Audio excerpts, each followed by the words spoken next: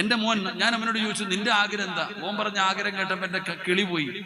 എന്റെ മകനോട് ഞാൻ ചോദിച്ചു, രണ്ടാമത്തെ മകനാണ് നഈമിനോട് ഞാൻ ചോദിച്ചു, നിന്റെ ആഗ്രഹം എന്താ? വാപ്പച്ചി എനിക്ക് പൈലറ്റ് ആവണമെന്ന്. അല്ലാഹു അക്ബർ, വല്ലാത്ത ആഗ്രഹമായി പോയി. ഓൻ എൻ്റെ അടുത്ത് പറയുന്നത് എനിക്ക് പൈലറ്റ് ആകണം. ഞാൻ അവനെ നിസ്സാരപ്പെടുത്തിയില്ല, അവനെ നിരുത്സാഹപ്പെടുത്തിയില്ല.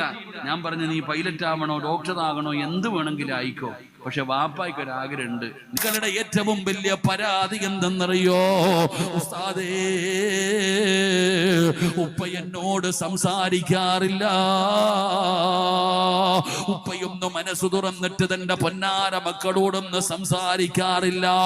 ഏത് വാപ്പയാണോ സ്വന്തം മക്കളോട് മനസ്സു തുറന്നിട്ട് സംസാരിക്കുന്ന എത്ര വാപ്പമാരാവുള്ളത്?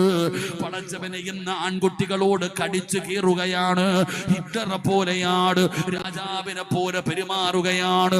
സ്വന്തം മക്കളുടെ സങ്കടം എന്താണ്, അവന്റെ പ്രയാസം എന്താണ്, അവന്റെ പ്രശ്നം എന്താണ്?